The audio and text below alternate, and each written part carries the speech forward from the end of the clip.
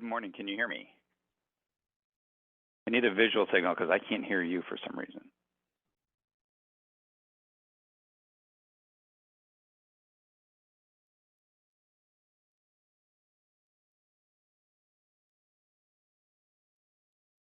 Dave, if you can hear me, wave your hands. Okay. Well, good morning. I want to acknowledge and thank the members of the Hillsborough Parks Commission and the Parks Department for their continued efforts and actions to support valuable recreation opportunities to the citizens of Hillsborough. I want to share my observations and experiences from the Fast Pitch Cares softball tournament that was played at GFRC on September 9 to 10. It was a great time and the weather was perfect. 24 teams, more than 300 players, and countless supporters. The atmosphere was festive, and the overlap with the Hops games on Saturday and Sunday contributed to the overall vibe. After the Hops game ended Sunday, numerous fans wandered through the concourse between fields 5 and 6 and stopped to watch the softball games. It was nice to see the community coming together to support our youth. During the September 12 PRC, Hillsborough Hops president Cale Wambach spoke about the $1 million the Hops have contributed to the community. Fast Pitch Cares, the tournament organizers from that weekend, had banners throughout the complex showing it has donated $250,000 in that same time frame. Not bad for a youth program. And all those players, coaches, and fans were spending money at the businesses and hotels that surround the GFRC. That is important. I used some of my time at the tournament to talk to people about the replacement options that have been discussed as part of the new ballpark project. Most people expressed the need to build 3 replacement fields and to include artificial surfaces. The satellite nature of the locations was a disappointment to many, but all agreed it is better to keep the fields at GFRC. And maintaining the character of the complex was identified. I know none of this comes as a surprise to you, as we have touched on these points several times in the past month. Please continue to support and advocate for the replacement of all 3 fields. That is an appropriate action for this community. Our youth deserve nothing less. At the same time, we need to keep the Hops in Hillsborough. With the financial challenges the Hops have identified, the city should step forward to identify an alternative to a new ball field. What options exist at Ron Tonkin and GFRC to meet the standards being directed by Major League Baseball? Have all possible alternatives been explored? Please encourage the city to fully investigate. Thank you for your time this morning.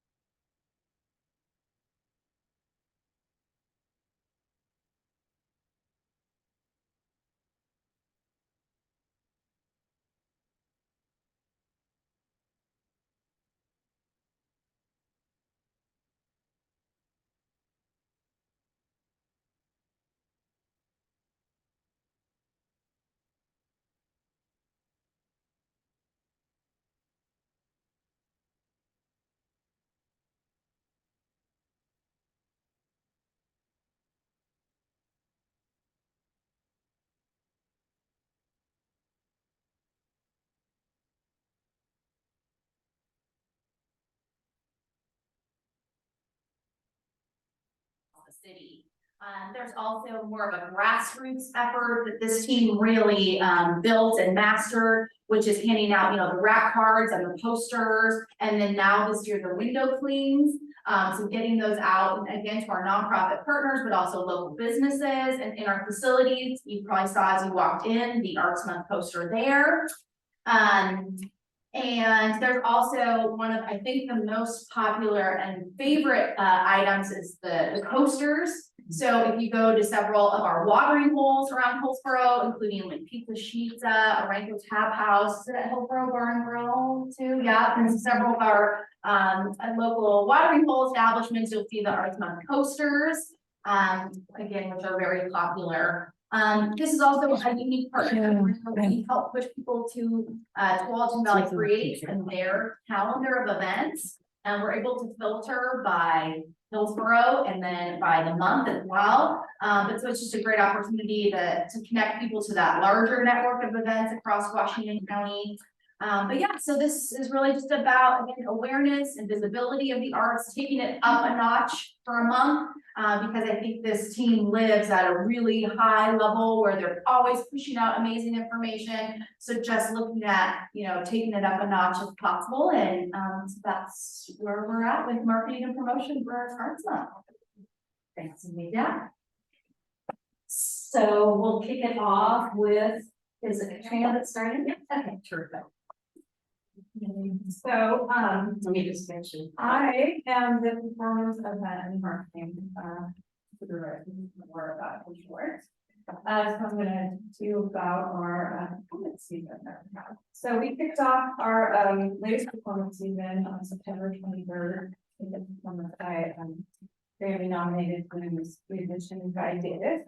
And you should have a card here. This highlights all the performances that we have coming out, but we run performances until September through May, so there's plenty more to come. We'll have another 14 evening performances as well as 5 family focused matinees that are on the weekends. Trying to have a little bit of everything and have a broad range of voices and genres on the stage. So we'll have a Shakespeare themed show from the Portland Opera who's our long term partner. We're gonna have a local singer-songwriter, and in January we'll have community performers come and take the stage. Got an 80s new wave band named Camp Crush coming in November. They're from Portland and they're great.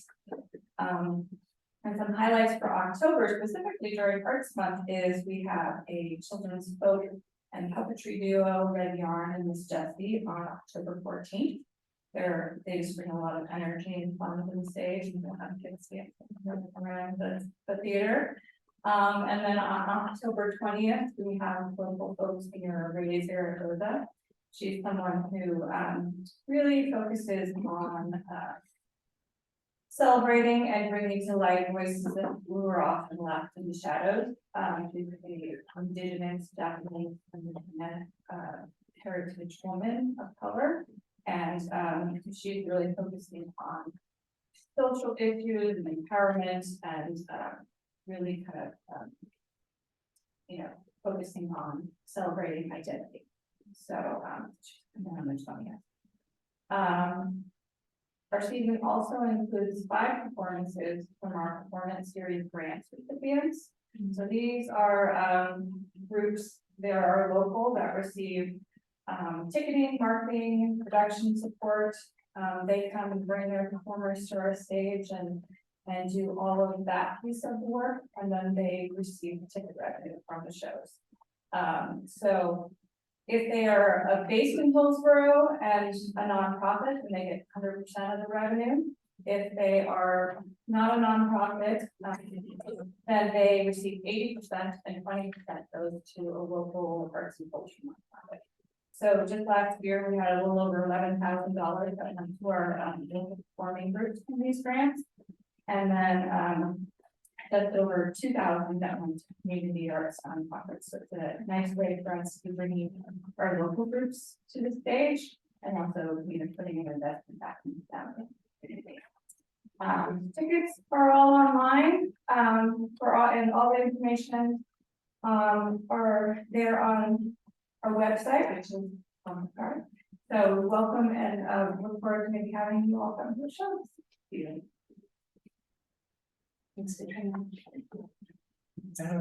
Just a quick question, how many people can be, what's the capacity of these shows? We can have 200, we leave a little bit of a cushion, so technically we can have up to like 210.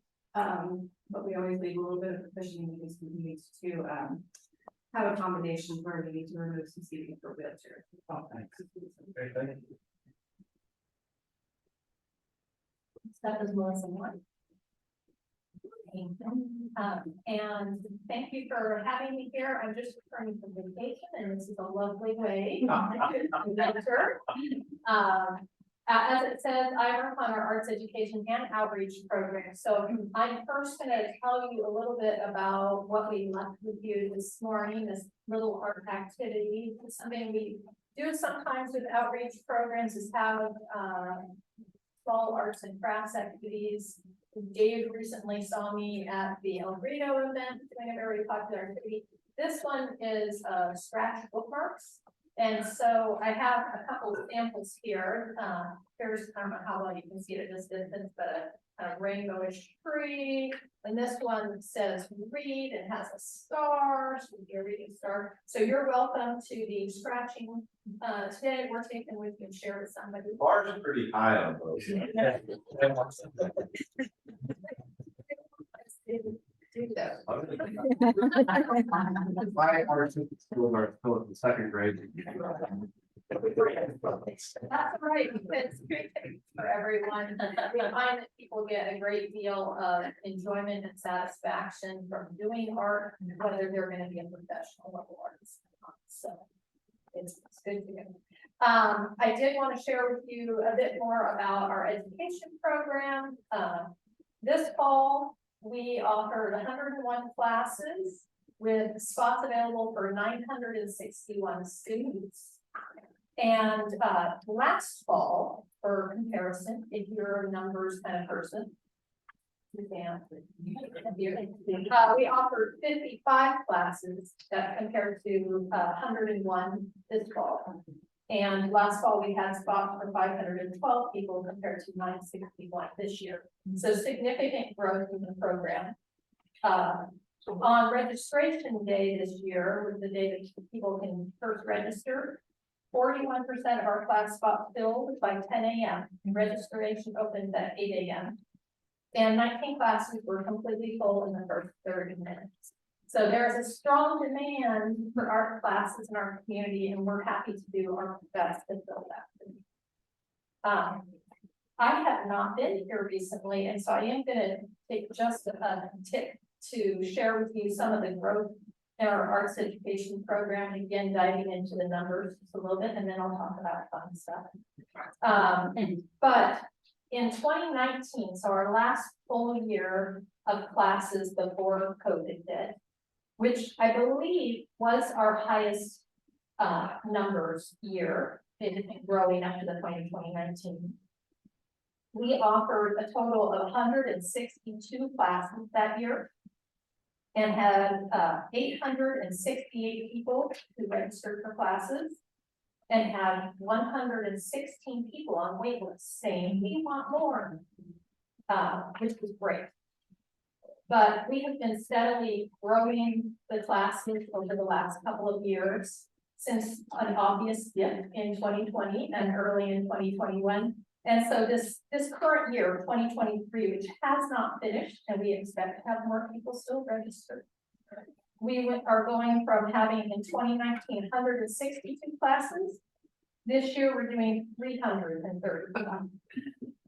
And in 2019, we had 868 people register in that full year. This year, with the year not complete yet, we are already at 1,941. So that is over double.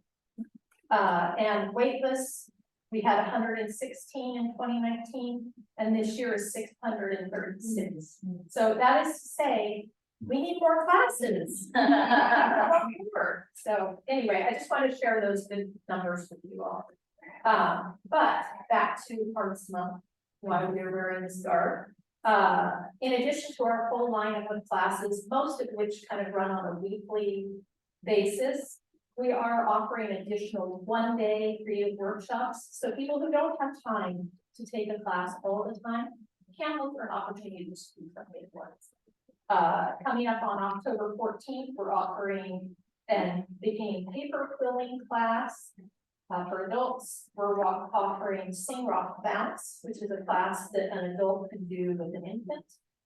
And then we're offering 2 family workshops, building an elf house and a one-day wheel workshop.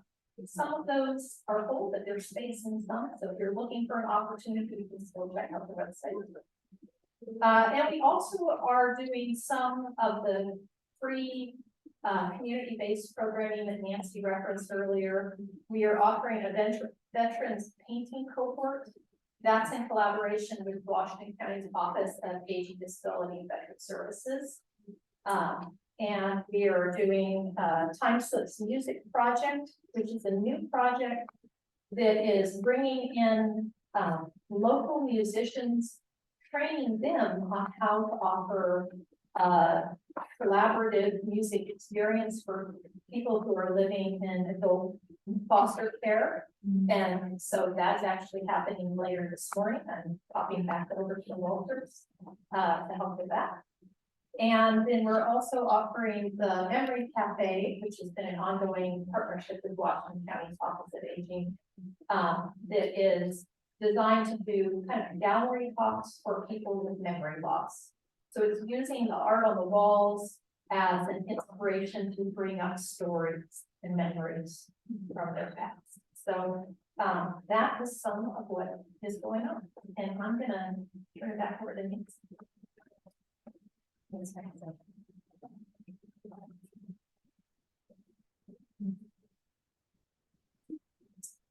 Well, that's a good idea, but it's not progressing. Is it thinking about progressing? There we go, thanks. So Lorena? Oh, yeah, that's We skipped 2 slides, but probably a good time. So I'm Lorena Ortiz, I'm the project coordinator at the Walters. We take pride being one of the most popular venues in Hillsborough to host different types of events, like city, county meetings, other special occasions, like quinceañeras, memorials, or corporate gatherings. But we're very well known for weddings. So weddings locally and out of state. Last year, our revenue reached 130,000 a year. And this year, just 2 months into rental, we reached 30,000. So we're hoping and hoping that we be over 60 years last year in completion. And with that, do you have any questions? Yeah. If you were to do a seated dinner, how many people would you hold there? It just depends on the type of floor plan that you would like. So if you could have up to 165 people all both sitting down at once, but it just depends. Like on round table? Yes. Okay. and there's a kitchen, catering kitchen also that's available in the building. And then, so if people were to rent that, they get access essentially to the kitchen and then the storage area as well. And then all the, Yeah. thanks. Thank you.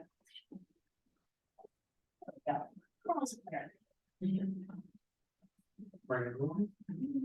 So I'll just a quick highlight on public art. I oversee public art and galleries, and one of the main tenets of investing in public art and gallery spaces for the city is to ensure that everyone in the community has barrier-free access to the arts. So during Arts Month, we always encourage people to get out and engage with the community, engage with the works that are out there, come to the galleries, have conversations about art, speak to each other, learn about everyone's different perspectives on subjectivities of artworks. So get out and see some of the collection. There's some here. You can saw it way in, maybe you'll see some more on the way out. And it has been some time since I've spoke with you all and provided an update. I thought you were looking at the year review, so my update kind of focuses on since the year review and just over the summer primarily. So this year we really focused on murals. We wrapped up on a series of murals throughout the whole Forest District. And so we invested in 7 different murals across 3 different locations throughout the district. starting last fall, along 10th Ave. We worked with, 2 different artists, in partnership with local business and property owners there, and in partnership with Regional Agricultural Council. Local Hillsborough artists received, professional development training through RAC programming, to learn how to become a muralist, and was paired with a mentor mural artist. So Appio or Baldo was the local Hillsborough artist who received the training. He was paired with William Hernandez, the Portland-based, pretty well-established muralist. And we had the opportunity to fund both of their projects as an outcome of that professional development experience. And they now live, just across 10th Ave from each other, kind of in conversation as a representation of the relationship they cultivated through that professional development. So Williams is located on, Super Mercado, Mexico, and Appio is located just across the street on the corner, northeast corner of 10th development. The second location for the Cultural Arts District Murals was another sort of unique partnership and means of bringing artwork out to the public. So this was the Main Street Commons project. That was the redevelopment of the US Bank building in 2nd Main. We entered into a partnership agreement with the developer there to provide matching funds for the investment in artwork on the exterior of the building. The developer then hired 12 development trades who managed the art selection, project management, design process. And through that process, we were able to leverage from every dollar the city invested in that partnership. We saw $6 in return matching on every dollar. So a great way to leverage our resources in a way of spreading more artwork into the community. And that resulted in them hiring 3 artists and a community-based committee that CBC together wanted to focus on working with all female artists and artists who were working in media that isn't typically represented in the public realm. And so we have a Forest Grove-based printmaker. Typically works on paper. We have a Portland-based watercolor artist along 2nd Ave, and then on the reverse side is a Boise-based technical artist. And those works were able to be presented on the public because they were reproduced. So the artists were able to make their work in their studio, and then they photographed the work and digitally reproduced on panels. And so it's meant to be a temporary solution, but the developer invested in the infrastructure to host the panels with the expectation that there will be a changeover in sort of rotation of those works through the space over time. So continuing to open up opportunities for the artists. The final project that we completed was just recently at M&M Marketplace. We ran a finals process for this one, and we worked with the convenience owners and stakeholders and community members from M&M Market. We looked at the Hillsborough mural roster. I'll share a little bit more information on that. And selected 2 finalists. They created design concepts that were shared with the community. We collected feedback. Selected a Portland-based artist, Lee Tai, Chinese American artist, with a pretty prolific painting background here in Oregon. And he completed the mural just in August. And the committee wanted the mural to sort of represent the bright aspirations of the marketplace. It's really representing for their future vision of the marketplace becoming a multicultural hub for the city of Hillsborough. So if you haven't seen that, hopefully you'll take the chance to go out and check it out. We're also dedicating the mural this coming Sunday. So Sunday the 8th, from 2 to 4 p.m. We'll have some music, like refreshments, and a chance to sort of speak about the work. Unfortunately, the artist likely won't be there. He taking a speaking position in time, so it will be gone. But lots of fun and other festivities there on Sunday. And additional mural work. Actually, just out here, we had the opportunity to partner with the design team for the new Main Street West Park. And again, using the Hillsborough mural roster, we were able to connect with a local emerging artist named Dylan Mead. And Dylan was looking to look at bringing a mural into the surface of the sort of pathway that winds throughout the park base. There's a lot of activity going around Oro and the other activity centers. As we focus on the small sort of location up here in the northwest corner of the new park, to create kind of a quiet reprieve away from all the other busy activity centers. And Dylan works in a very sort of graphic, illustrative style. And so he went with the theme of Woods Gone Wilds. And he created this work called Predator Crossing, and it features a variety of woodland creatures kind of interacting with an abstract landscape. It's also intended to be kind of an interactive piece where kids or anyone can kind of intuitively play with the piece, skip, hop, jump, balance on the log. So if you haven't seen that, it's just out the door here. You check it out after the meeting today. And then the mural roster, we developed the mural roster last year as a tool that anyone in the city, anyone in our community, or anyone in the region can really use to help connect with local artists who are creating murals. And so we ran a community-based review process to essentially pre-qualify a list of artists who have experience in murals. And we used the roster again to connect with Ty for the M&M projects, with Bill and me for the project here. And then we ran an update. So we asked all the artists if they wanted to stay on the roster. We also collected some data around how many times they've been contacted, they have received other projects. And in total, over the past year, we had 31 artists on the roster last year. We had 20 reports the artists being contacted, 15 reports of additional projects being generated outside of the cities. So we know that roster is going forward to help support the artists and connect artists with other resources in the community. And that last year, the youth project, or that was the first year of the project. That was the first year of the project. And so we put the call out again, this past summer, we've added 70 artists. So we have a total of 37 artists. And the criteria was that they be located within scope miles of Hillsborough. There's sort of ease of access to meeting project needs. We also completed Wapito Woman, who, as you all probably saw, was located here for quite a while at Hidden Creek. But she's now in place at her new home in Root Bridge Park. So this was the sculpture up here in the bottom right. This was the project that we completed through an intergovernmental agreement, Federated Travis Grand Mon and Sparta Travis Stewart. So she's located now on the sort of north slope of the river house. There's a pathway that leads down from the main entrance down towards the boat launch. She's sort of tucked into the hillside down there, overlooking ponds and the river. So the a long process, but she finally their permanent home. I think permanent home there. We are also working on Shoot Park. Dan has been working with us on our committee to develop the criteria for the artist project, review artist applications and designs. We initially released the fall over the summer. We had a pretty low turnout in applications based on we had constrained the eligibility artists, including working in Oregon and South Washington. And we had to kind of rethink the parameters of the RFQ when we re-released it, and the application deadline is coming up on November 6th. With that, we hope the eligibility artists working in the US, hope to have a better turnout with interest from artists, and hope to have that project sort of starting to wrap up by summer 2025. You have a question? Oh. That is funny. Finally, public updates. Taurus is a small sculpture that's been donated to the city by the developers in South Hillsborough.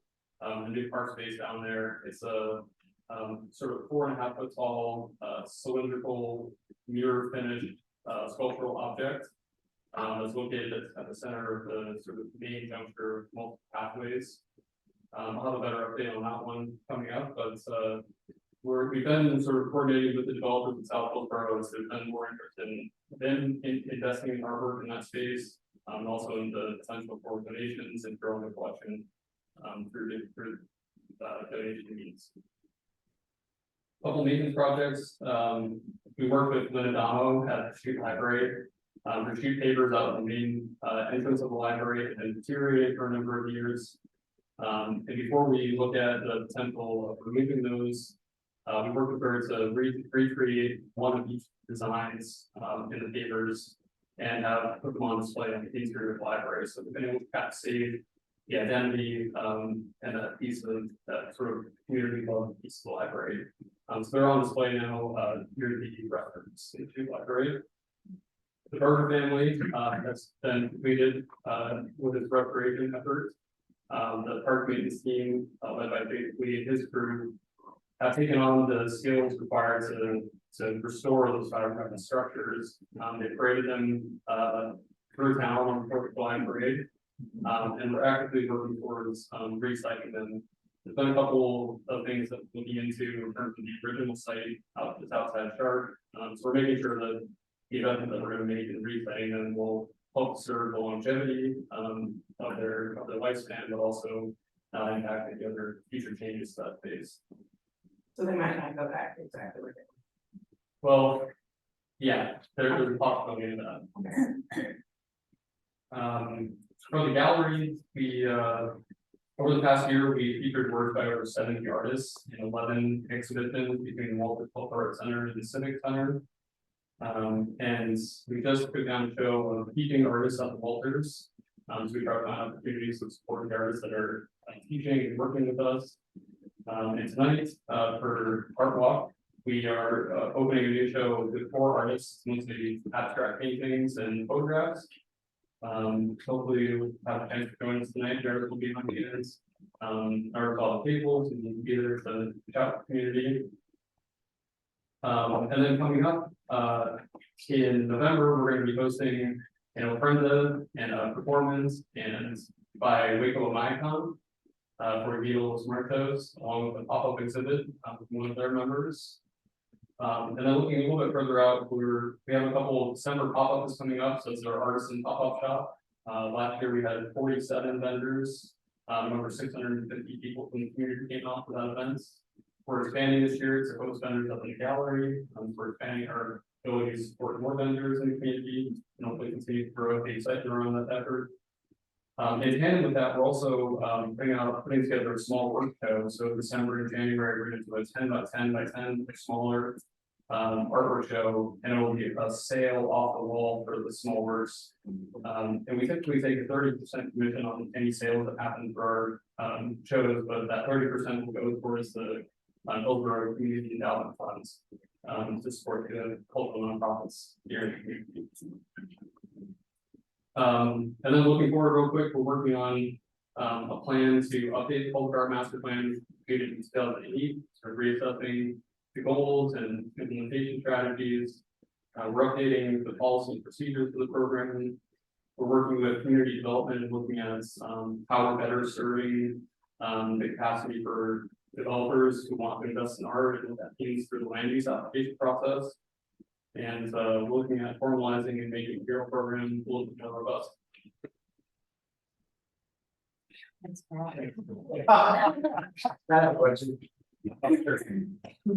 Not sure if it's for you or not, but I'm just gonna throw it out there. There's a lot of new parks under development or new in South Hillsborough. Is there any plans for public art to be included in those parks? Like, as I'm in them, I don't recall seeing anything out there. I think it's like. Don't have any specific plans right now for integrated parks, public art and some of the new spaces and maybe grow and help me out a little bit. Yeah, I understand the developers, I think in a lot of cases are sort of making those initial investments and that's where some of our process comes in where tourists, I don't have a good image of it, was sort of invested in by the developer as part of the initial development of the park and then looked at being donated to the city. They've been making some other investments in areas in public art throughout the development, but. yeah, so just from the design and construction side of things, we don't have necessarily a fixed budget to include public art in our park designs and construction, but you know, as you've seen in some of these examples, there's ample opportunities to kind of add those elements to our parks, our trails, and greenways over time. So we're certainly open to, you know, we're working with the team here to find that. We've had numerous examples at Rankwood, Sandra Flynn Park, you know, Woodbridge Park here. And you know, I think particularly in South Hillsborough, it seems that in the Reeds Crossing development, that the developers there have been enthusiastic about including public art elements in the overall development design, probably less less so on the other side of the country. I can only think of like two things, one about Providence and then one on the intersection of Cornelius Pass. And then the near, let's say, Spain. Yeah. There'll be another three, but I was just curious because it's like a, not a large new area with lots of people. We continually evaluate and reevaluate our, planning and, the allocation of funds toward, broadening the reach throughout the whole, all corners of Hillsborough. So, as those new properties are developed, that's something that we start to evaluate. Right now, the Shooting Park project is really, what's getting a lot of focus. And one of the things, that, the work we're doing with community development is looking at different models and means of. Providing, right now there's a benefit, it's a public benefit incentive in the land use application that developers can sort of self-select to invest in artwork and receive some design concessions through the process. We're also sort of entertaining the idea of what it might be to have a fee in lieu model for that, where developers, instead of investing in projects directly, might invest in the public art fund, where then we can redistribute those funds in a more equitable way. Something that is in the public art master plan, and then I think we're going to look at through the review process is the percent per art model, which would give us those dollars ready in hand to bring arts investment into citywide projects. The developers should be building parks with art and them to get more. That there. Okay. Okay. So, Just one quick question, Nancy, what do you call that tree structure or rental woods when it's no longer there anymore? Oh. It works, Fields, Yeah. it works, right, so that was a temporary project. Wildly popular. Yes. Very. And to this day, people are asking them where they're every day. People are continually walking around, like, where is this at? It's still on TripAdvisor. I know. Coolest things to do. I know. Any long-term plan, they realize they funding and all that, but Well, like that. as part of the planning process, and Carl can say more about this, but we have the intention of having that area in Marengo Woods Nature Park be an opportunity to have those sorts of temporary nature-based artworks in that location. And, we partner with Metro at Marengo Woods Nature Park. So we talked to Metro about that idea and they've supported it. So it's on the plan to, in the future, have that be sort of a rotating area where we're investing in nature-based artworks that might have a temporary future. It's on the radar screens, that or something like that. Right, something that's sort of built into the natural environment using natural elements. And there are a lot of examples of nature-based artwork installations that are, just temporary in nature. And it's a great location for that because of the landscape and the intention of that art. And I know it's deeply missed, dearly missed. Yeah. And also for folks that participated in installing that and also maintaining that work, it's missed. But what a unique opportunity to be able to participate in the creation of an artwork with the community. It's a great opportunity for folks. So on that, piggybacking on that, then are there opportunities for like public art to be like where the community is involved in it, like creating it? Like I'm thinking of murals that I've had opportunity to work with who that's what they would do, right? They would draw the picture and then the community members go in and paint by number, I guess, or whatever. So I mean, are there opportunities like that where I know you guys have done it in the past, like at the library, I want to say Shoot Library. There was, I think there's walls there that have people's art and. Yeah, there's actually one in this building, that you just walk down the hallway, past Calapooya Hall for the restrooms, there's in this moment. It's a representation of the community's feelings, wishes, hopes, desires during that moment of COVID. And it was an opportunity for us to engage with the community in a way that we weren't gathering at that point in time, but we passed out all of these different heart designs that people would cut with pencil in, used colored pencils, and then we installed it to represent the community's grappling with the moment of COVID that we all share. So there are opportunities for that kind of community participation and community engagement that come up regularly, I would say.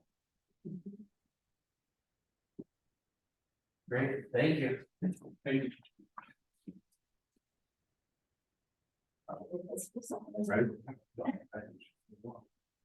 Well, I'll just close out by. There we go.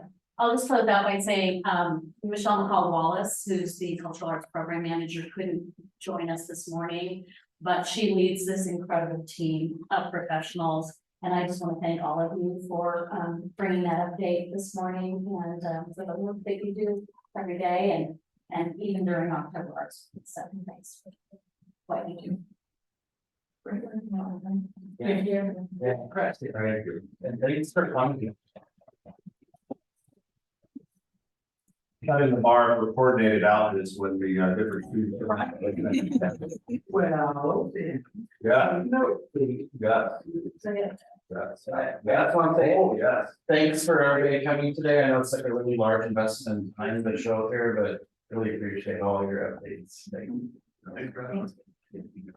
And Becky, for the side notes, for Commissioner Feller's follow-up, I'll just call it matching outfits for the 2 other people. Oh, I'm not matching outfits. Somebody asked me once to do the whole, not a new outfit I was wearing, I go outfit. Yeah.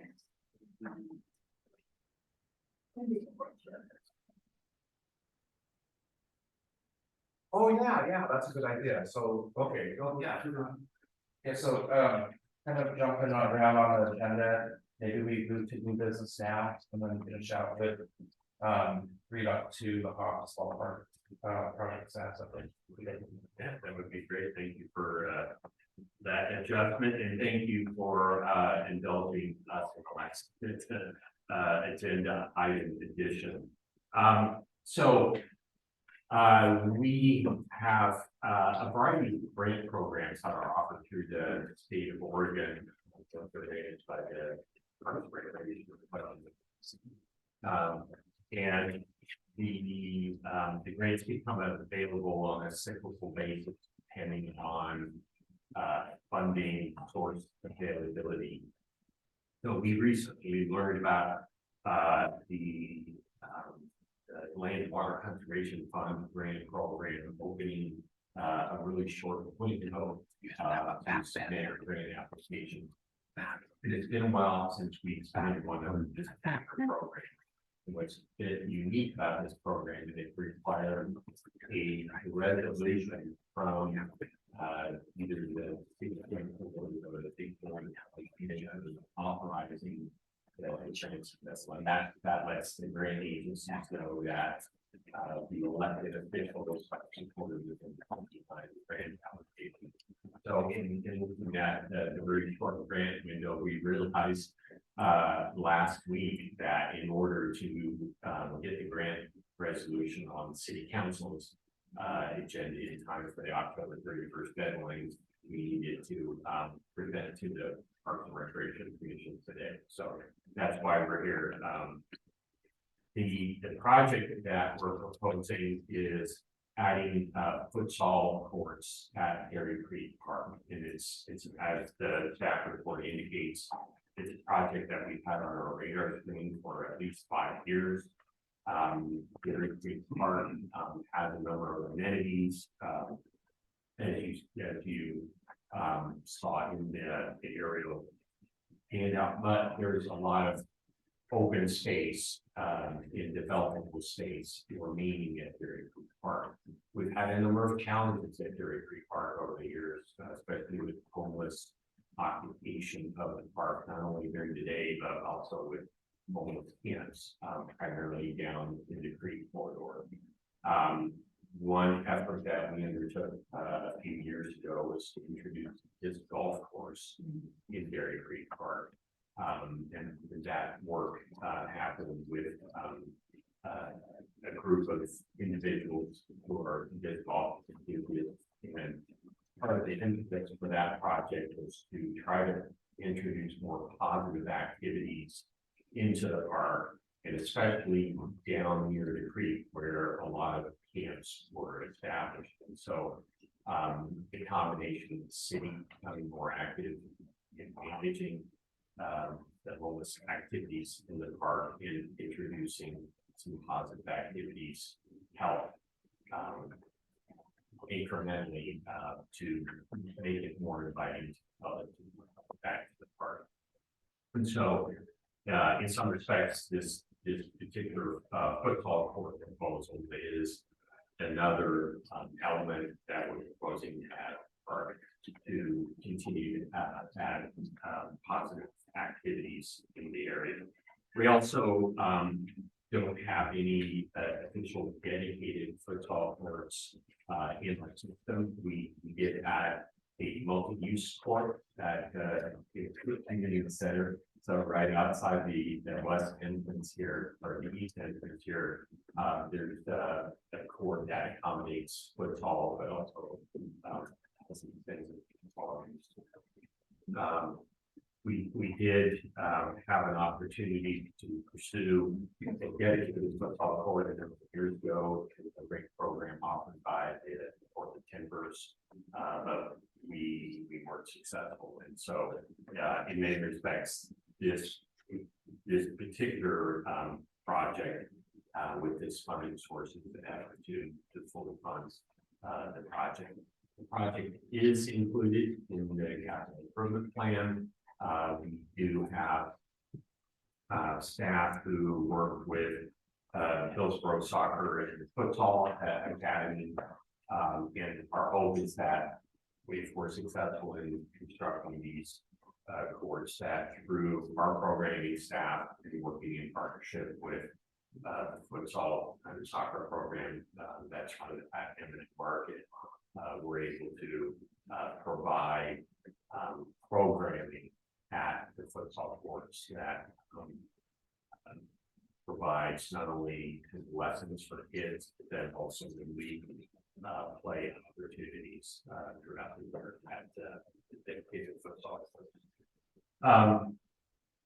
So our request to the commission today is to seek your approval for submitting the grant, which will then trigger us to finalize the authorize the resolution for city council consideration at their upcoming meeting later this month.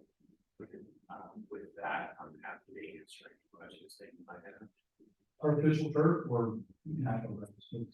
It would be it's hard service, so it's similar to like a tennis court type service and really the one of the aspects of futsal is it's in much tighter confined space, and so the idea is to really build kind of ball handling skills and learning quick movements, how to get open for a pass, those sort of things. So it's in many respects it's less physical than typical soccer, and that's why you can play it on a hard surface court without necessarily the injury danger. Yeah, it strikes a lot of children. And Yeah, it's really good. So the other question I had was with the new camping rules that the city has adopted, is this area out of play for camping? Yes, yeah, developed park sites are not open for camping at the venue. Okay, and does that help I know it's just recently. Yeah, it does help, and Ken Piper is our primary liaison with code enforcement and HPD on this, but it essentially having more enforcement tools does help us to manage the situation more effectively. Is a big keep that a small field? Yeah. Yeah. Will these be dedicated for solid only use? That's the intent. For sure, soccer guy, how do you feel about this? It's amazing. Yeah, I mean, these are super popular everywhere and you can't keep people off of them. Especially the neighborhood right there and this road that's all being so close to the crowd point. With the motion, we say that we support the resolution, or that we need to. You support moving the resolution to city council. And by inference, then submitting the grant. She just moved forward. Second. Okay, all those in favor? Aye. Great, Thank you very much. good job, Joe. Yeah, thank you.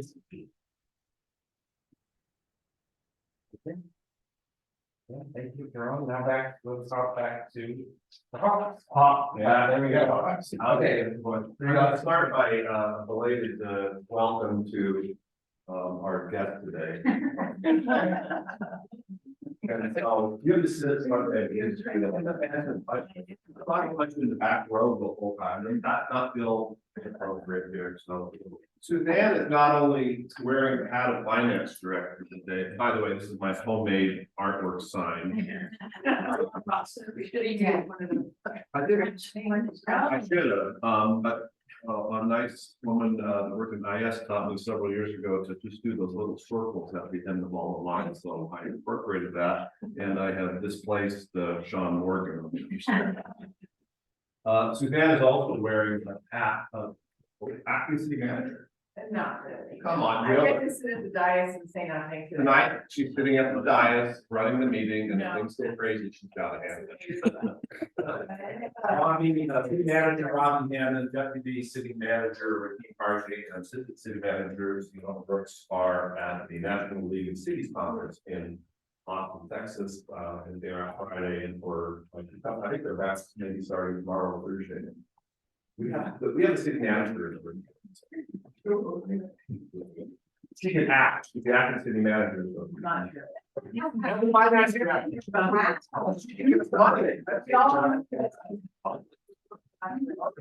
So this is just a HOPS update, and I'm going to painfully walk us through some of the emails we've received over the last month, because it's really hard. All the emails come in, and then, but you're all individually out there, reading it, comprehending it, and thinking about it. So I wanted to use today as a touch point to make sure we're all hearing the same information, interpreting it right.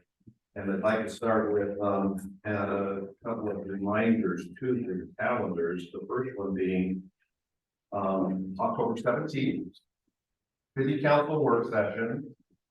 You're all invited to the council chambers, and all the work sessions are still in the same rooms where they have before. The work session is after the council meeting. And this was one of the messages that Raheem sent to all of us and all of you. So we don't know how long the council meeting will run. The tricky part about the post council, because work sessions run both before and after council meetings, and there's already something else on the agenda at 6 o'clock. So until we know what that full agenda looks like, we'll get a better idea of how late that work session will start. Council meetings run as short as a half an hour. That's not typical. So it's 7:30, 8:30, 9:30. Hopefully not too late. But and if you can't attend in person, it would be a great one to have on Zoom and at least observe that way. And if you choose that option, it's easier to kind of pay attention to maybe one's getting there. Plus, I can text out of there and say it's like it could be another half an hour or something. So hopefully you can all participate one way or the other in the work session. Because that is the update from staff, the city council. And it's the first work session since March 7th. Okay, so the last one was 7 months ago, and that was, I don't know if that was actually a work session, that's maybe, was there a work session that night? Yeah, there was a work session. Yeah, and then that night there was other council action, but there was a work session on March 7th. So this is their first update in 7 months on all of the updates in the meeting. So secondly. Okay, before you do that one. Yeah. I'll be on the East Coast, as you know, right, 17th, but I'd like to try to attend by Zoom, so how would I get that feed to?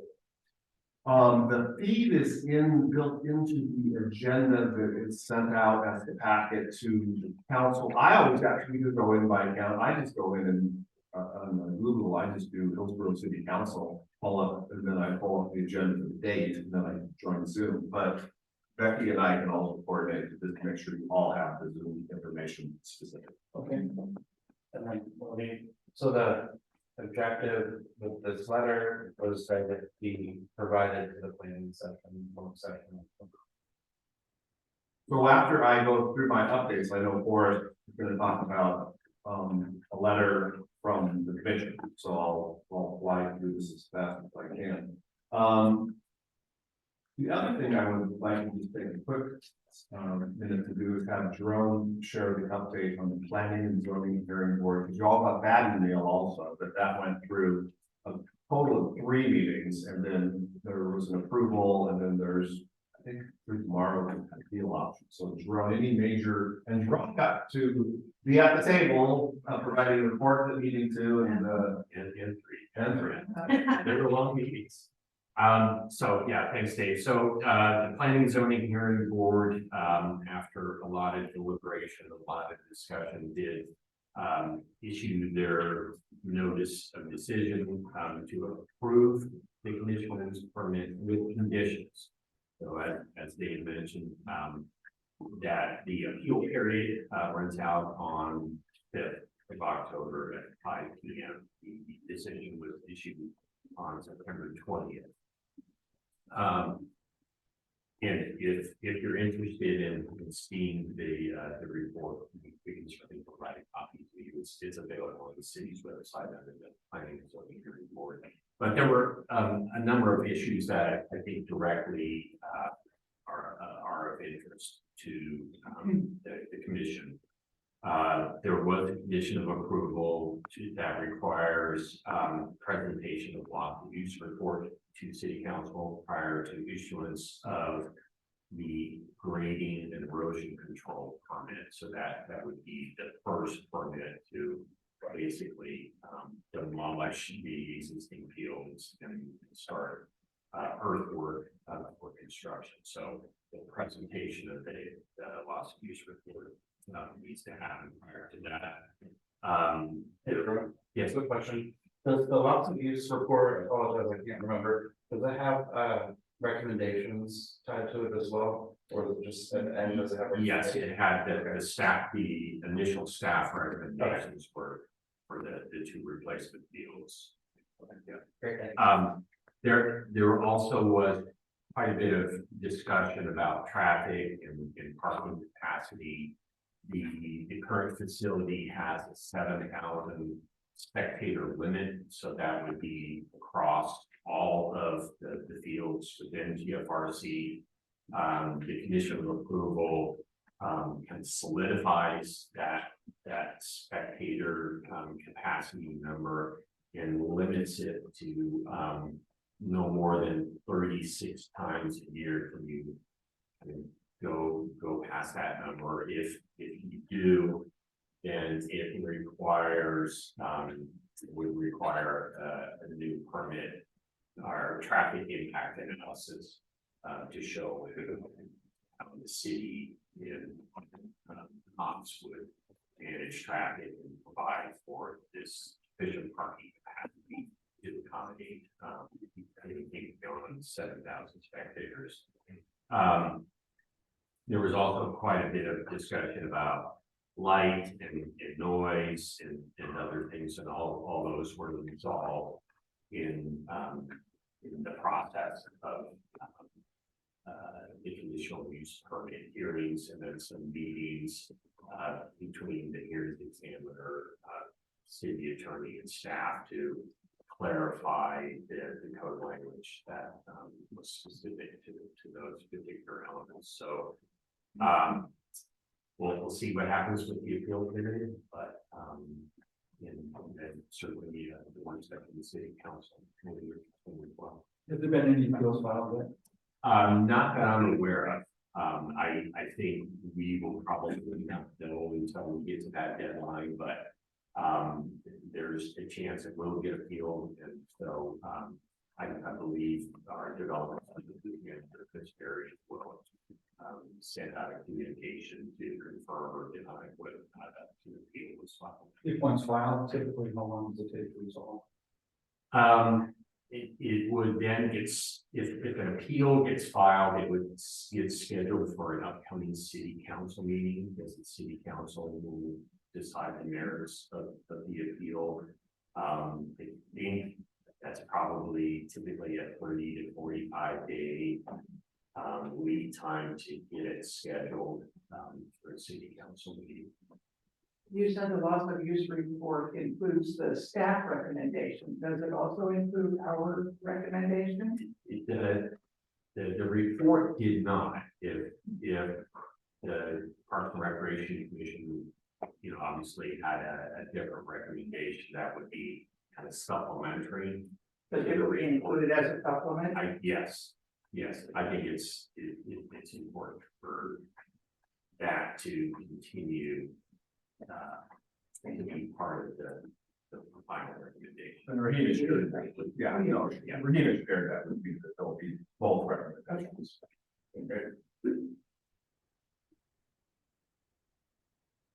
Okay, any other questions for Rahim on the excitement of planning or voting hearing forward?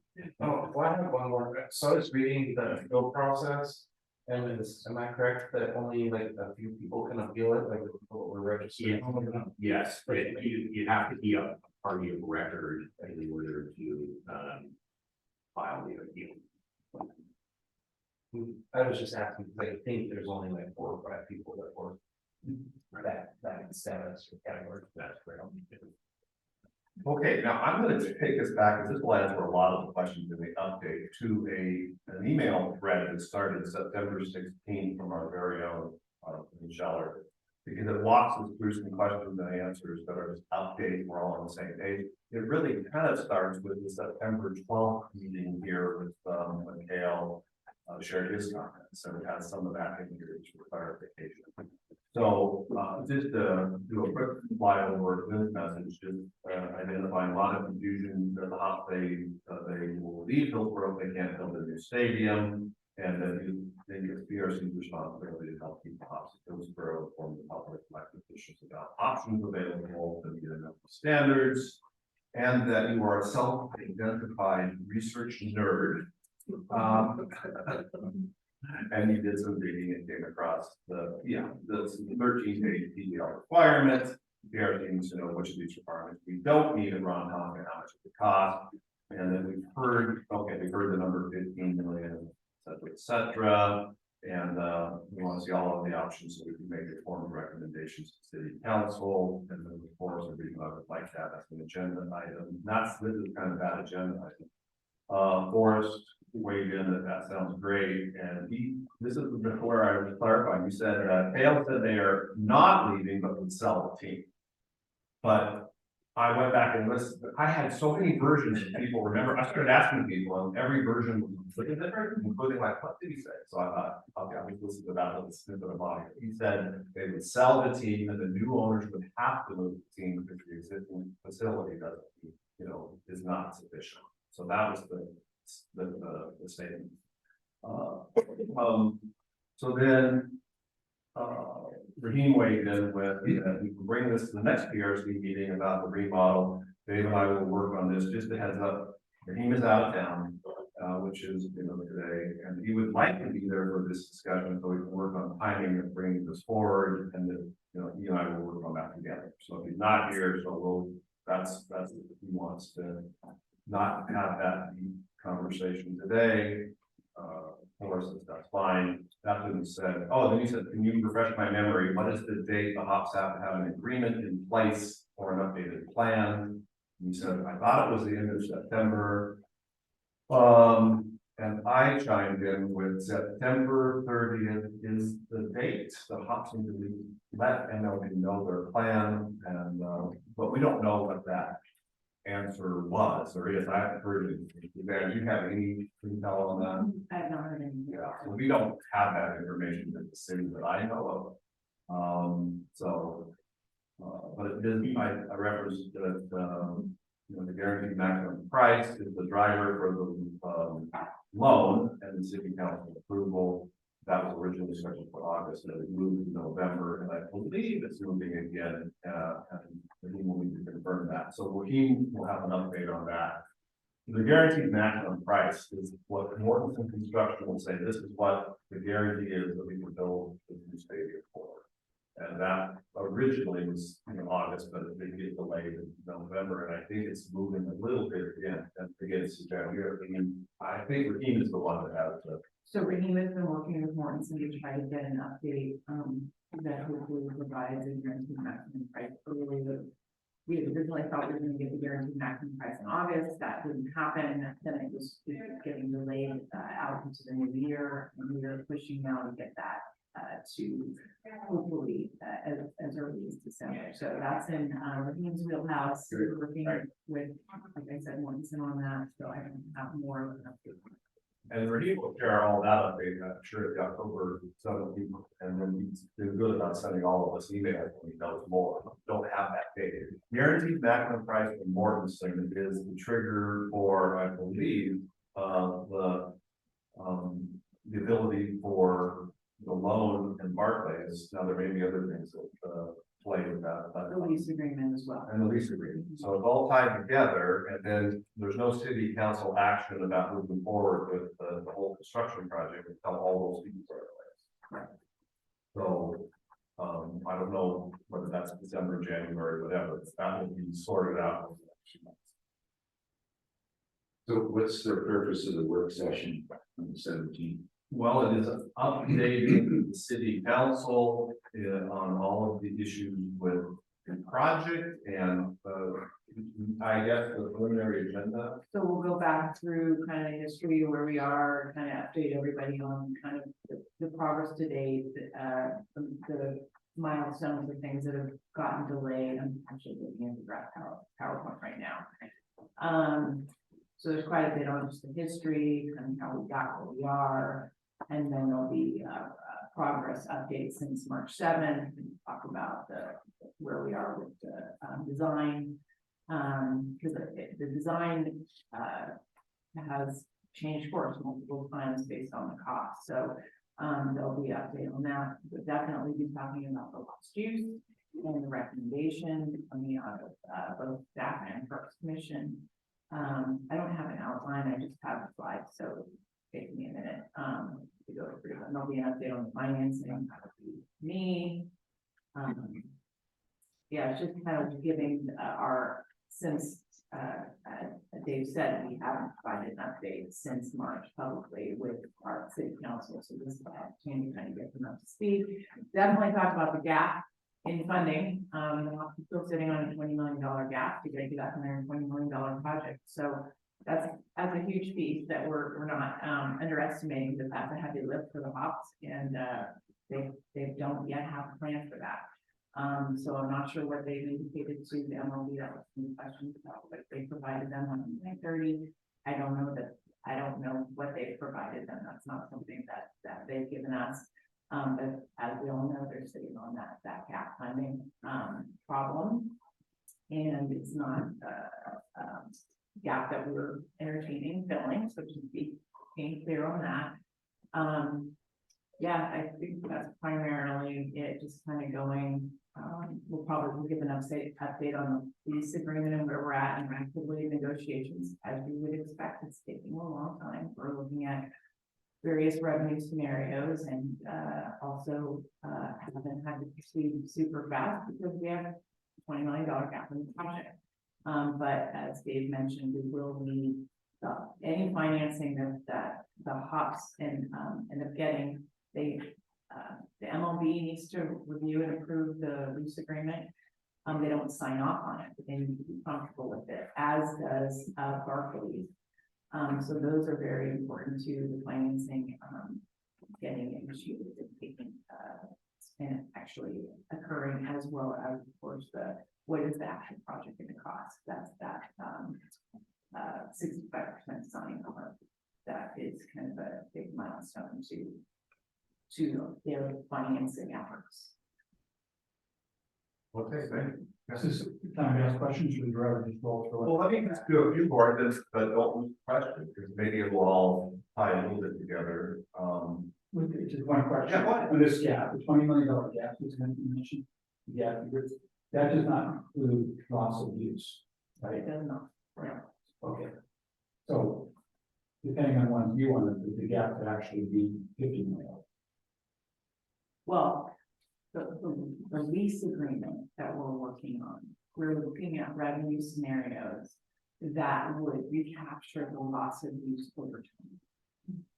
Not to be paid up front in a lump sum. And these are negotiations, so we're not ready to share all that, but that's part of what we're trying to entertain as we're going through the lease agreement. Yes, there would be money that would need to be available up front. We haven't decided how we would go about doing that. We might likely would potentially have to finance more up front or do some borrowing internally. But the idea is to recapture that over the life of the lease. In that same thread, Raheem's message on September 19th is just confirming that yes, that the MLB deadline was in September 30th. He talks about the work session on the 17th, send information when it becomes available on that. That's all pending. And then let's see here. Then I sent a message last night. So oh, the meeting's tomorrow. I better go back and repeat that thread. So I resent that to everybody in the thread, and yeah, stating some of the same information. And oh, there's a quote. They will have to sell the team if they can't build a new stadium, and the new owners would have to move the team if they can't play in the existing facilities. So that was the statement KL made here. So that's that thread. There's one other thread on the jump, but any other questions on that particular? And then I'll have, go ahead. I just have one question. If I were to attend the work session, is it a listen only? Would I be there and listen only to ask? Yeah. Okay. No comment or question? Maybe come to the council meeting as a in the public hearing, or sorry, the public comment period. That typically, I mean, the chair, the mayor, opt to do something different. Just telling you the normal for it would be that it would not be that type of work session unless you were on the agenda specifically, which could be entertaining. So if we don't go to the work session. Well, no, let me Go to the work session. It's in terms of offering public. The work session is open to all of the public, so it's not an executive session. Everybody can come or it'll be on Zoom. I've had conversations with Raheem about, is there some potential for the Parks Commission to be actually incorporated into the work session? And we're discussing. So there's no final, way. Now that could be, I don't know. I don't want to speculate totally, but it could be maybe Boris is at the table, so can offer comments. I'll continue to have that conversation with Raheem even this week, because that work session is not very far away. Because Raheem and I talked about the fact, and I shared this with Boris when I guess we agreed that it's not the best look to put Parks Commissioners into public comments on city council about a budget like this. It would be better to incorporate it into the conversation rather than you have to go to the microphone and public comment and share what we want to share. So that's being negotiated. You might have different feelings about that. Parks Commission can always use individuals or clients that they can go make 3 minutes of public comment and do these to the council. So any other questions regarding that? So I guess the other thing I'll add, just because it's top of mind, is, the $20 million gap. There have been at least 2 articles out there that have been sent, that I've seen that talk in the Oregonian, and I think it's one of the pamphlets, the Times Tribune, or whatever that was called, that they have specific, the Hawks being they, and Gale and the just being part of, seeking statement. Okay, so they're definitely having this conversation. And then I'm not a big social media follower, but somebody sent me, and I think it was on Twitter, but Kale was down, I believe the same last week, and met with Senator Solomon. There's a little photo. So they're talking. Now, that's relevant because there's a short session in 2024, and it's in February, and I think it dips into the first week or so of March. So, if you've read the articles, they say the state basically hasn't kind of stepped up to the plate of their share for this project, so they're obviously talking to the state. They told us that they would. I believe the next funding opportunity would be in the short session. And then the other piece that I've been following is there'll be updated revenue projections, and revenue projections are trending higher than originally projected. So I suppose it's possible, since the state didn't fund it in the 2023 session, it's potentially to fund that in the 2024 session. We all have the same information. I'm just sharing what I know there. Okay. Any questions? Let's see here, a couple other things to add. I'm gonna jump to another email in a minute. Suzanne's kind of covered lease negotiations, September 30th, state money. We talked about guaranteed maximum price.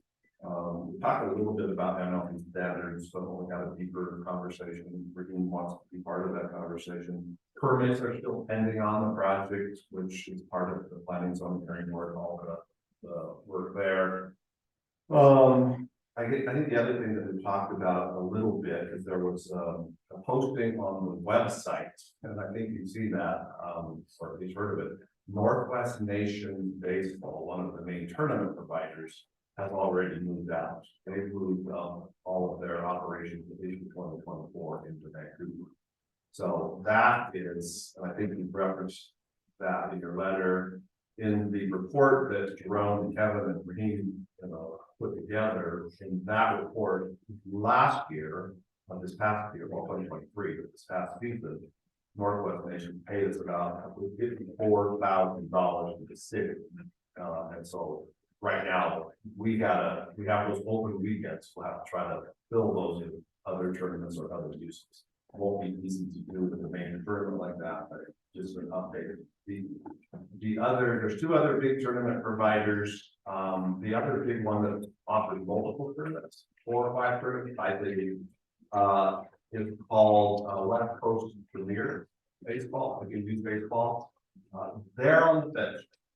We're talking to them on a regular basis, but they're not committing their tournaments in 2024 yet, GMRC, because we don't have enough deals to offer them, because the fields 4, 5, and 6. So they're looking at their options, and they are just not ready to commit. The other tournament is just the one weekend, but it's a big tournament. It's the Ballot Invite, and that's that girls softball tournament that brings in teams from multiple states throughout the Western United States.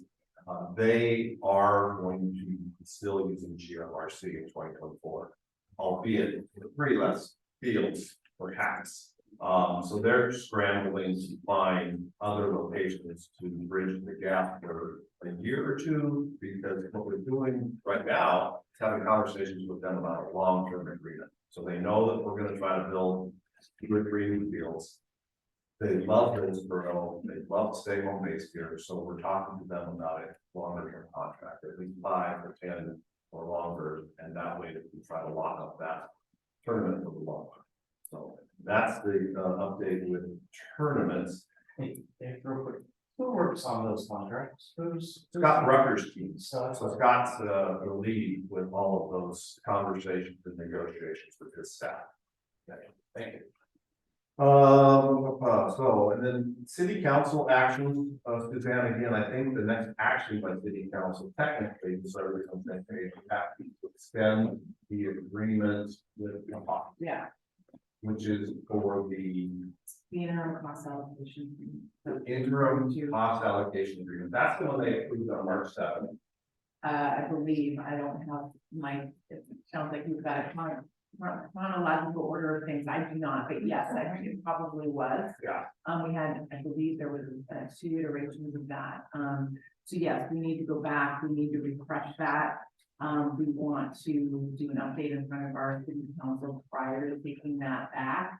But likely that would go to finance committee and council in early November. So that is, yeah, and that's actually wasn't in my notes, but I remember March 7th, just the work session, and then that night they passed that, and then we met on March 14th. So that was good, that was what started the conversation.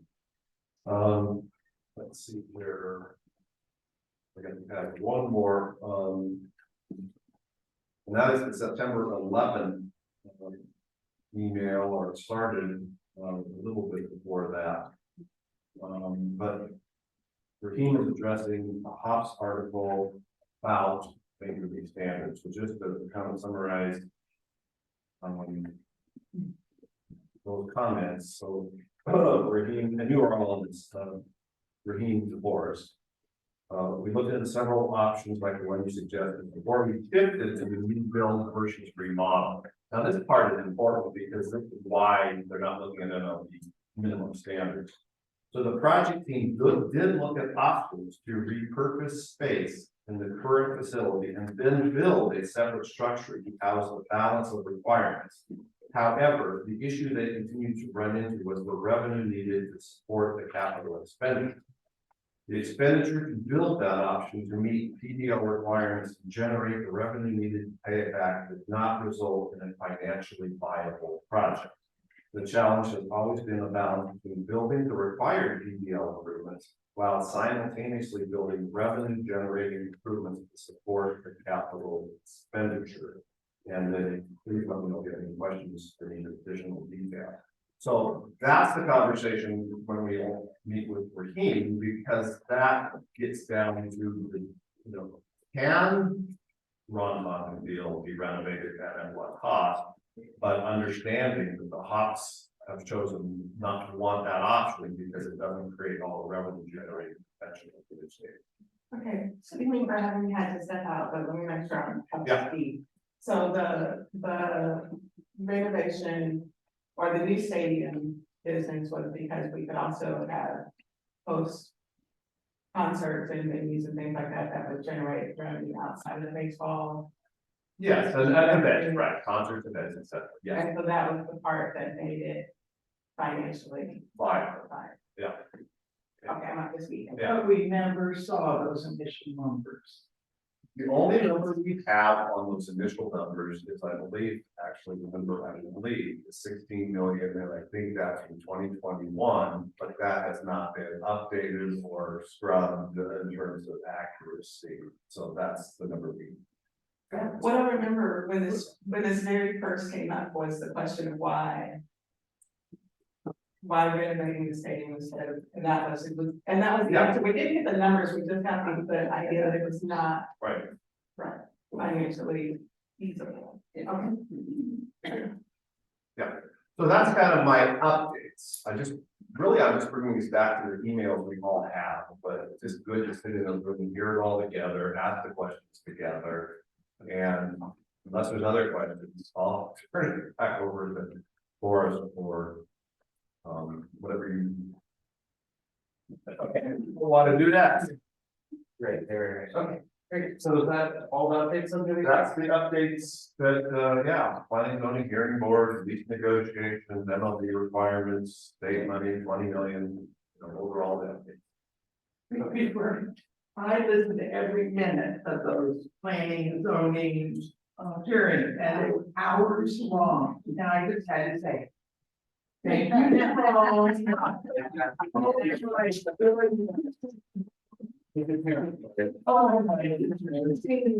Well, I will interject a very short update here, is that Jerome worked so hard all summer on that board, and then all the planning and zoning, so he was so excited for his 3 weeks of vacation.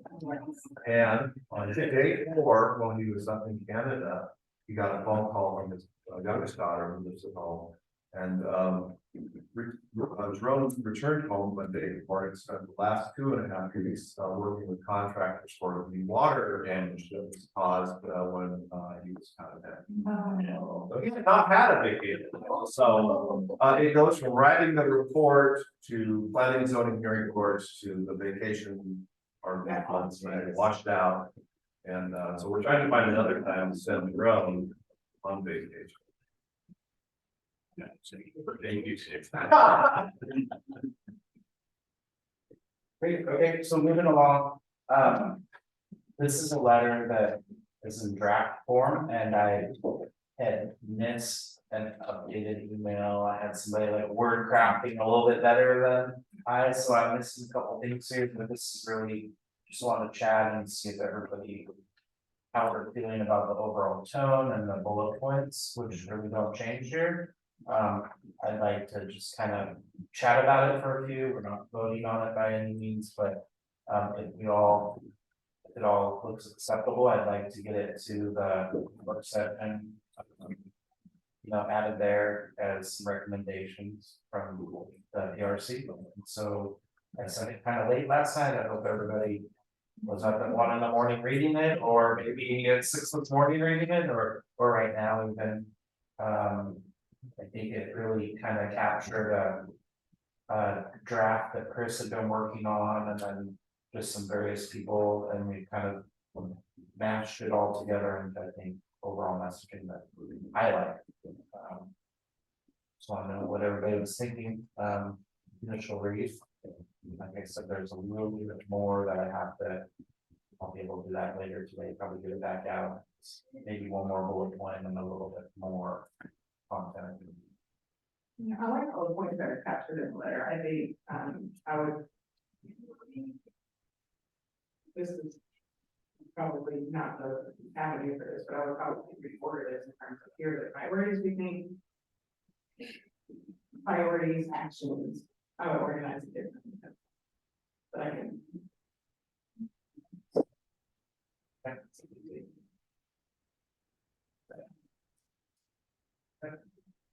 Or she mentioned that, I worked on draft and, you thought that this letter captured the consensus stuff. It was, I'm generally on board with a lot of this, but, I thought one of the big points of consensus that we had when we reached out to fellow commissioners was that, we were removed from the process of coming up with a decision on whether to renovate or take away these fields.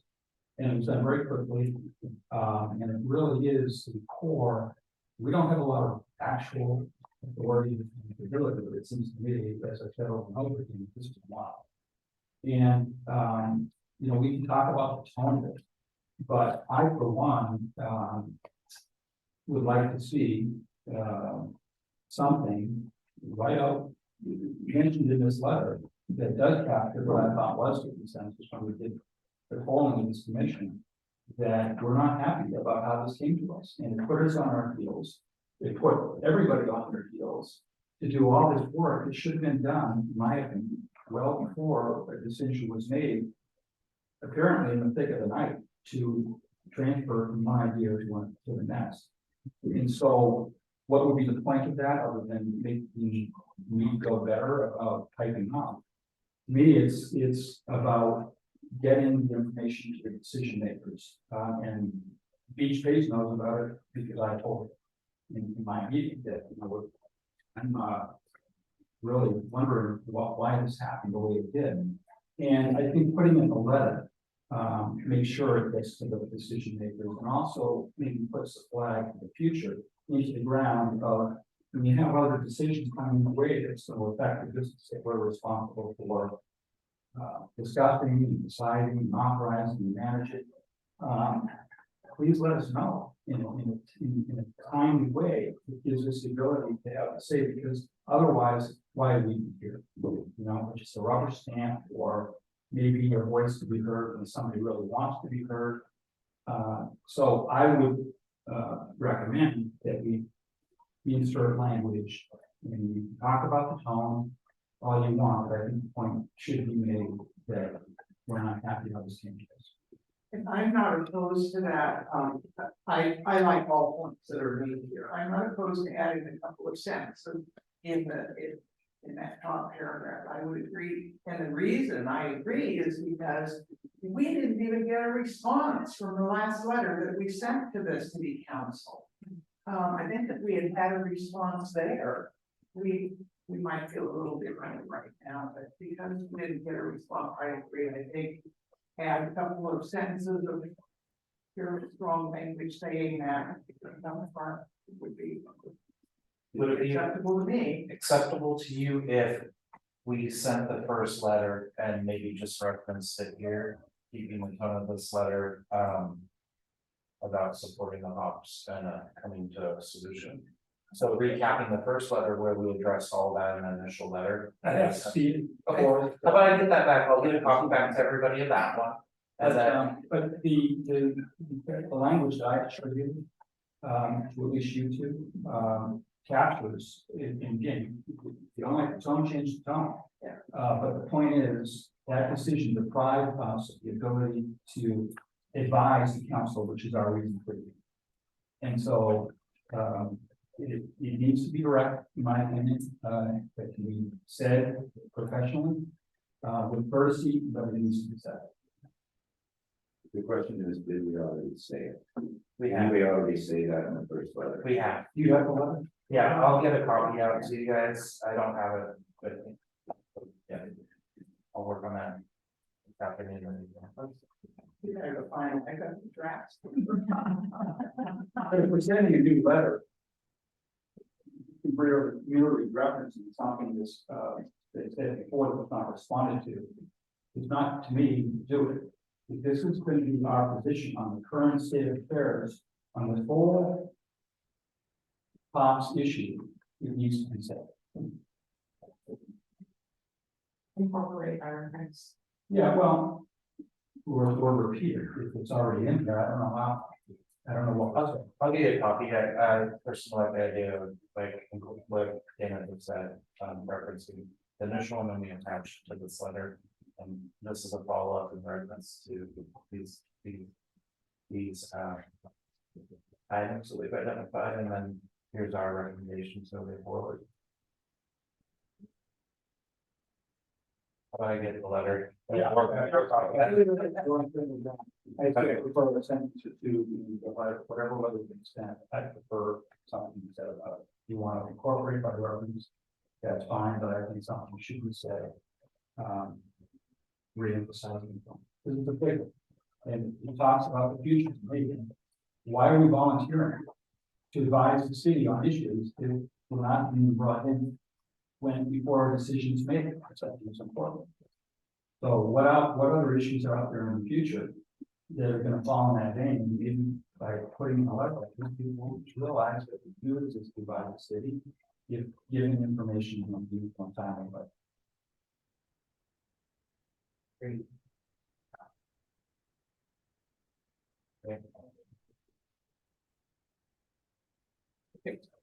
Yeah, in those two sentences at the beginning, so let's keep going. Okay.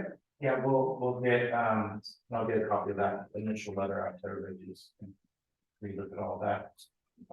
Or, sorry. I agree with the points. Option 2 is a little difficult because we don't have a willing participant. So. I don't understand how the city got to this point without. Hale's response that you quoted was my question to him, what's your backup? And he answered, I don't know. And I don't understand how we got here. But we are here, so option 2, I guess. Yeah. Or it's put in a way that I'm very supportive.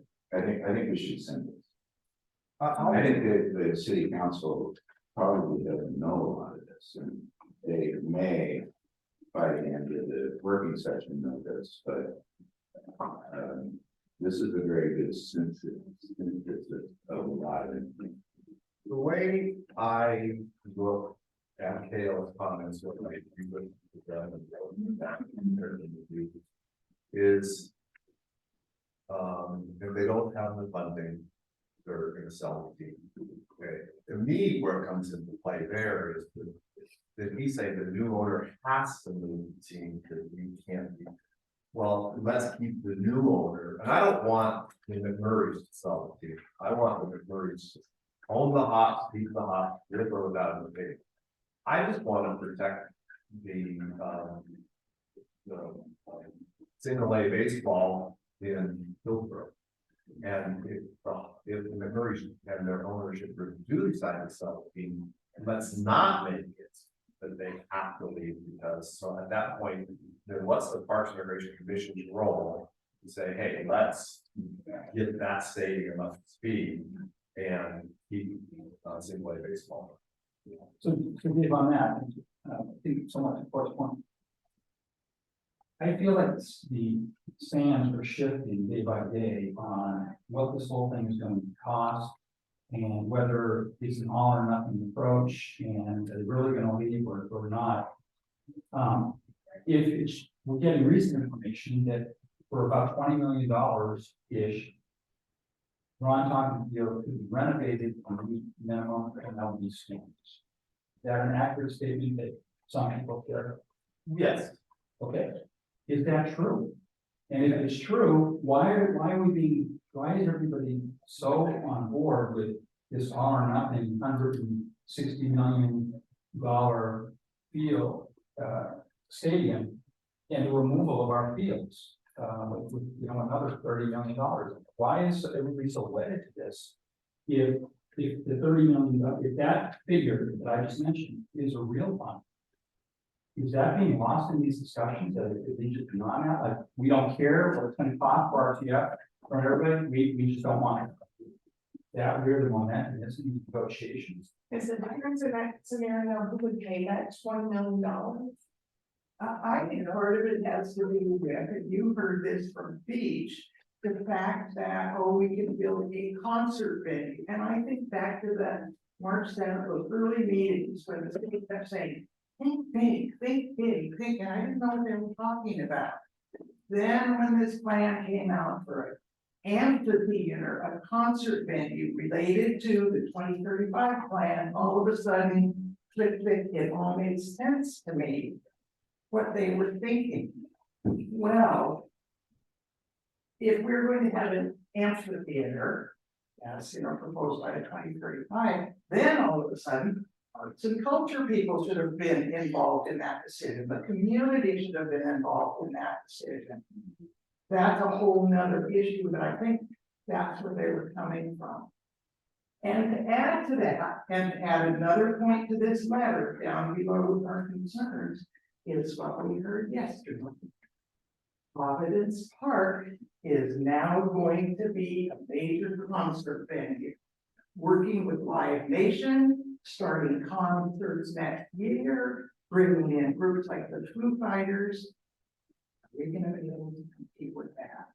That's another big concern we need to add down at the bottom. So that's kind of, that's my understanding of what's happened. They just, everybody got excited at city council and said, hey, we're going to have a new amphitheater, a concert, and the folks are going to have pay. And that's the thinking, and I think they just lost sight of anything else. But we shouldn't lose that. We had that point. I mean, I think that point's already in there. It says the Northwest report has unrealistically high revenue. Well, that's totally different. But if you're saying we're worried that we're not going to get concerts because This is totally new information that Providence Park now is going to be a concert venue. right, and that's more support to the point that the revenue projections are under. Yes, but Add that to that. but I would just add other considerations of the decision would be. We now know that there will be competition from Providence Park. In the draft that I missed the chapter 8 here, it also has some supporting facts about like minimum sponsors and that we can have the province there as well. So then we're looking out for the prior letter and new draft. Yes, which apologies, I missed that email and I fluttered emails last night at like 11 o'clock, but. Yeah, sorry. I have just a few comments on this, they're very minor. On option 1, when you say number 3, strongly recommend no city sponsor or any other financial support be used to pay the loss of use mitigation. Now, this TLT money that we're talking about, that's different than loss of use money. Like the TLT money is to help bankroll the entire project. Yes, that was the general question. Yes, so there is, look at it like buckets, the TLT money, the 18 million that we've been talking about putting into the project is related to attracting new venues, more people, more heads and beds. So that park bed over here, large project, in theory, you're attracting large concerts, you're bringing people to the city of Hillsborough and putting people into the project. So that would be paid, that would be part of the project, on $120 million project. So it has nothing to do with loss of use mitigation. No, That's separate. TLT would not be unless unless we looked at if we ended up potentially doing, it wouldn't have to be TLT, it could be Parks and Recreation, it could be something else, but if we start doing more than just Pleasant Fields. Like if it's decided that we're going bigger, when I say that, I'm really talking about turfing fields that weren't originally turf. It doesn't necessarily need to come from TLT, that could come from Parks and Recreation or something like that. So yeah, 2 separate buckets. Okay, all right. So the other considerations at the end, we're already losing the youth tournaments, $100,000. Should it be said why that is? Like why are we using that money? Well, here, first of all, yeah, it's, just a quick comment, we don't, and I can talk to Forrest a little bit about this. We know $54,000 that we paid last year is moved off. The other one is still pending, they're also in the $50,000 category. If they move on, then we go over the 100,000. But the reason we're losing that is their concern, their apprehension, they know this is underway. Correct. And with the uncertainties of the removals of 4, 5, and 6, right, whether is driving their concern for their plan. Right. Okay, Yeah. so that should be separate. So here's the current design project and having the freeze use of fields 4, 5, and 6 will help pursue additional public and private funds to create or to support creating a regional entertainment destination about which the community is on. What do you say? So that's part of my draft. Bullet line. Yes, that's what it is. So there is a supporting reason behind that. And also bullet. Okay. Yeah, correct. There's supporting kind of backup on the. Okay. The next, I'm sorry, the next one, the Eco Northwest report is unrealistically high revenue projections, long-term financial risks of the city. Says who? Like who says that these revenue projections are unrealistically high? Like is that, I think that probably is right. On the information that I've been able to look at, but should we be making such a statement unless we have concrete proof, or just say that many believe that this report is unrealistically high revenue projection? If so, it further jeopardizes long-term financial, it further accelerates or magnifies the long-term financial risk of the city. For this plan relies heavily on projections.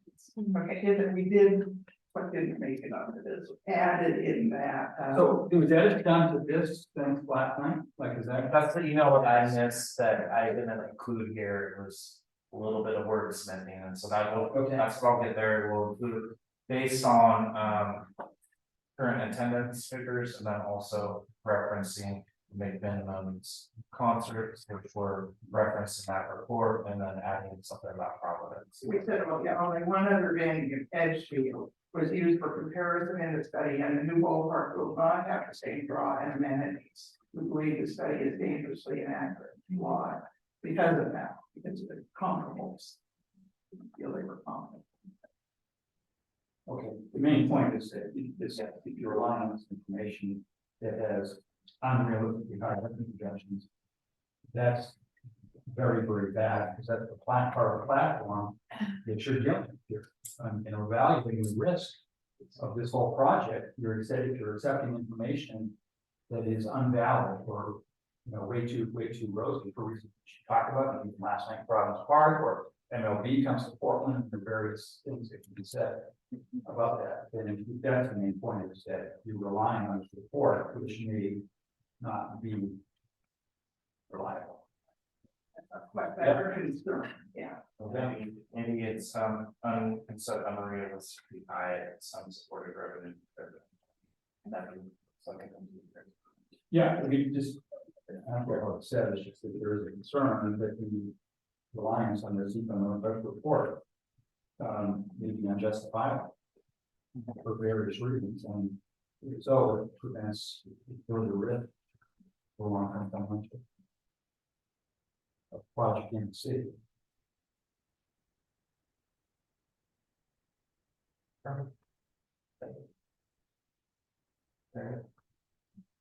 Yeah. Okay. So anything else? I think that I'll get that, like I was saying, the original letter out, and then I'll get what we just chatted about here, and get the last kind of wordsmithing that I left off of this. Oh, everybody. And this one, I mean, we haven't talked about, but I think what we asked for here, the hard deadline is super important, because we keep pushing it out. Where does it go? So you didn't talk about that, we need a hard deadline for. And that's to maintain planning. Of the reason that these fields are there to begin with, right? Just to make them available to the public for programming. And as long, if this keeps going back and forth and extended at all, it really disrupts. Yeah. I guess, one question is, how are you dealing with these pushbacks, right? And the tournaments, like what is their, I mean, do they have a deadline where like, we need to know by this time? Start there. Okay. That's why Northwest Missions left. Everybody in our world, I always tell people, think of what we do for everybody is planning a wedding, right? We're planning a wedding. That's what we do for a living, right? Mm-hmm. Because those tournament directors now are planning all their tournaments for April through August. That's happening right now. And they have to lock in deals and contracts, and that's what they're doing right now in October. Some have already, that's why Northwest Missions have already left. Then, once they get that locked in, then they go out and start bringing the teams in. Those teams start registering for these tournaments now and in the fall. So those, even though the tournament's in August, those teams might be committed to that tournament in November. So that their teams can plan, even travel, and they're way ahead of the curve. That's why I always say everything is just like, you got it, then way down the line. So all that's happening this fall. The box worrying is we still don't know when construction will start. So even if they get the 120 million, it was like this past season, because at the March 7th, the date August 1st, we had the field shut down on August 1st. All the way through for fields 4, 5, and 6. But then I would keep in touch with Raheem monthly. Can we have August? Yes. Then can we have September? Yes. And then can we have October? Yes. But it's hard for the schedulers to make that work for the people that want to come in and play. And we're right back there for 2024. So even March we play, but even though that seems it's only 6 months away, that we can't commit to those people to be part of their package or even our league. So that's the dilemma for us. Suzanne, this may be unfair to you, but you seem to be wearing multiple hats. You care to Do you have anything that would, be responsive to some of these things we're throwing around that you want to bring our way? I think, there are valid concerns all around. I think that we are all trying to make, I appreciate that you're all bringing forward points that are of concern. You know, on the financial side, yeah, we've got a gap, so that it's kind of like we're talking about a project that we're not actually sure is gonna happen. So that's been, and we're spending a lot of time and efforts on it, so that's kind of where, you know, my role is right now, is like, is this really a viable, is this project actually gonna take off? And we're expecting it to, we're working towards that. But there's a lot of this. And it's coming from the Parks Commission, and we've definitely seen some of that from the public. Many of the other side that are super excited about this project and think it's the bee's knees and it's gonna be the greatest thing ever. So I'm not exactly sure what you asked me, but I am definitely seeing it for all these sides, and I'm hearing you all today, and I've heard, you know, the voices of those that are really excited about this project too. So in the end, not everyone is going to be happy, and that is kind of how life works, but kind of the element. So I just don't know what the end is. And what that would, where we will actually end up. I think we are all in agreement that we need to bring that money. And that's why we're working so hard to get understand what is delaying the running of the 65% design numbers, and that's why we're working hard to get that sooner than what you most recently been told we got to. But we and the Hawks are in agreement too. They've got to theoretically they were supposed to play in either a remodeled stadium or a new stadium in the season of 24. Well, we know that now is not feasible. So now we're in the season of 25, and that's pushing it. And we probably wouldn't make that at this point, would probably be delayed into that season and not be able to open the stadium into that season. So of 25. So they have a vested interest, of course, also not delaying this. So again, I'm not really sure I answered your question, but Okay, I guess more specifically, if the information is out, it is reliable, that the cost estimate for renovations meet minimum standards can be in the neighborhood of $10 to $20 million. What is that? Have you looked into that? You would agree with that? If you recall, we were actually looking at a $40 million project. The $20 million number was estimated to be around what it would need to meet the MLB requirements, 16 to 20, whatever that magic number was. We were actually originally looking at a $40 million project with 10 in from the city, which some of that was gone to lost use when I was realizing that wouldn't have covered it. Actually, it would have covered it. Related to the remodel of the stadium, because we wouldn't have been displacing the 3 fields. But it wasn't a $16 million project at that point. It was a $40 million project, and there were going to be elements in that project that created revenues for the Hawks. And it wasn't just around concerts and it's also around baseball. They want to be able to sell luxury boxes and various other things they don't actually have now. So it would expand that, not just for concerts, but also for baseball. So whether it's 20 million or 40, it's a lot less than 100. That's 20. I'm not good at math, but I know that to be clear. Yeah. So why has it been abandoned? Like, why has that been abandoned? I think these are really good questions that we'll probably be talking about some of this at the work session, and depending on how that works and whether you will have a place at the table to work session. It sounds like Dave has been talking to Renee about those questions can be asked there. I don't have there was a lot of talk at the point as things kind of shift with it, that the stadium in and of itself and sharing of the stadium has not been ideal. Sharing of the stadium has not been ideal for either the city or the Hawks. And there was a lot of discussion at that point about this could be a good thing because we can separate the facility. That's just one piece of the project, but it just comes to mind quickly. Separating the stadium is going to be challenging, and, it is challenging today. So I don't have a perfect answer for you. There is no perfect answer here. Does it, and the Hawks, obviously they've got to want to invest in the remodel of the project. I mean, you have to remember that they're putting money in and they have to want to actually do that.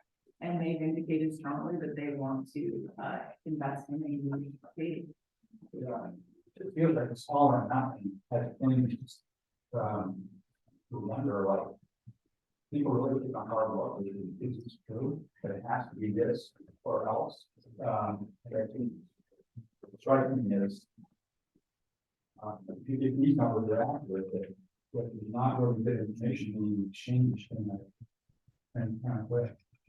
But not our decision, it's, relatively whoever else, but like I said, these plans seem to be shifting, whether that's our field assessment. So it seems like just, curiosity of mine and listening to the discussion and several other discussions. In an ideal world, can you envision, having this complex that has an amazing brand new stadium and then has the fields replaced right on site? I mean, how that would look, how that would feel, how that would work for the community. I mean, that hasn't been talked about really at all. Kind of interesting to me. That's what I was talking about as far as the stadium, the venue, the amphitheater. That would have been a wonderful discussion for the community.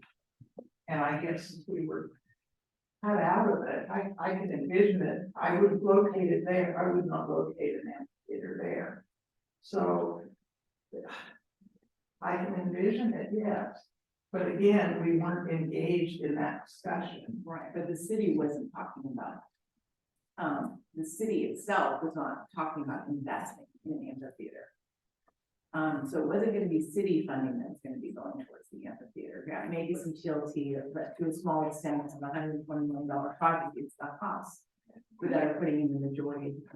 Plus the lost use fund, the money the city will end up putting in is substantial.